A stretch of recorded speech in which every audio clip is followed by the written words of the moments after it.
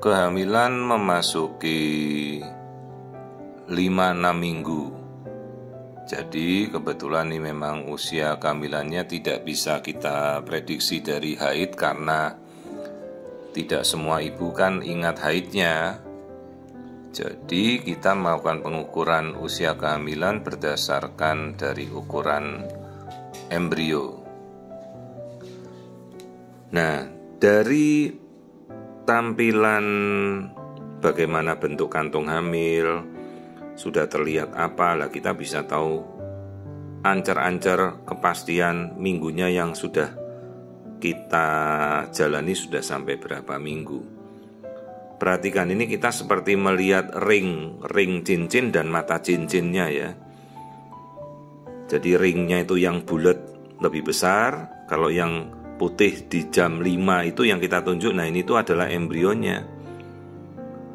Jadi sekalipun kita tidak menyalakan aliran darah, namanya Doppler, kita bisa melihat, coba diamati ya, meskipun ini harus pembesarannya harus kita zoom dan kita maksimalkan. Lihat, itu ada detaknya, halus sekali ya, tapi itu sudah berdetak. Nah ini yang kita lihat, nah itu. Lalu kita arahkan untuk mendapatkan suara detak jantungnya. Nah ini kita bidik. Nah, perlihat ada garis grafik yang sudah sangat halus itu, kita bisa dapat ya dari gelombang-gelombang. Nah, ini 1, 2, 3 ya. Detak detak janinnya sudah terdengar. Ini kalau kita ukur mungkin panjangnya cuma 2 mili ya. Jadi maksimalkan alat yang kita miliki. Coba kita zoom, padahal ini masih kecil sekali. Bayangkan kita mau melihat 2 mili ya. Ini kita zoom, lalu kita amati.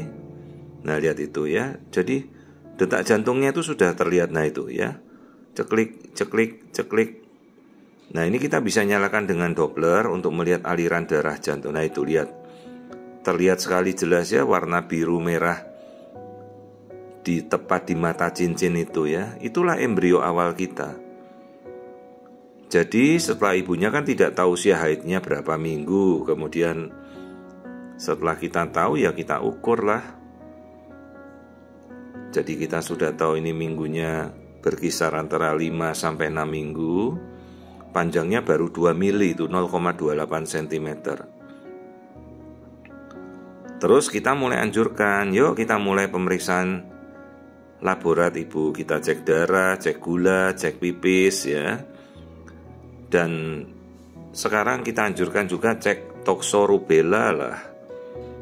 Itu yang pemeriksaan akan kita wajibkan ya, karena toxoplasma, infeksi parasit ya itu banyak. Rubella campak itu juga banyak ya.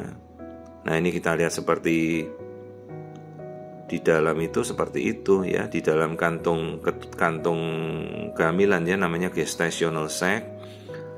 Nah yang bulat seperti bola itu namanya yolk sac. Nah kalau yang kecil kayak ada ujung kecil kayak kutil kecil itu ya itu embrio ya.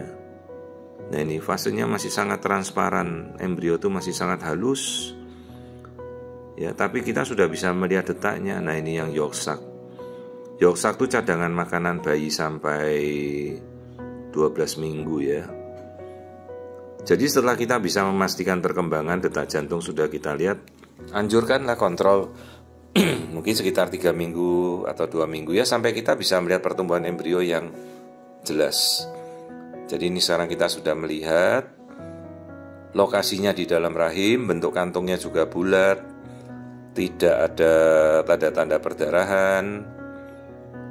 Cek lab kita kemudian anjurkan, dan nanti kalau ibu-ibu berkehendak juga kita bisa melacak pemeriksaan genetika ya, namanya NIPT sekarang itu, untuk melihat genetika bayi ya. Kita sekarang nanti arahnya akan mengarah ke sana, karena tentu dari awal kita ingin tahu ya, si janin ini membawa genetika yang normal atau tidak. Maka pemeriksaan genetika atau NIPT itu sekarang sudah bisa kita lakukan secara massal ya, hampir di mana saja bisa. tentunya pemeriksaan yang sudah bisa dilihat sejak awal janinnya, semuanya bisa kita lihat pertumbuhannya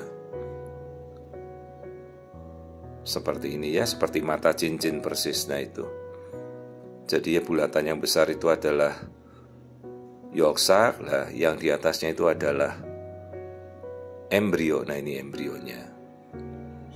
Jadi pertumbuhannya normal semuanya. Inilah kehamilan 5-6 minggu yang berkembang dengan baik ya. Jadi kalau 5 minggu semuanya masih kosong, baru kantung kecil, sekarang sudah terlihat isinya ya.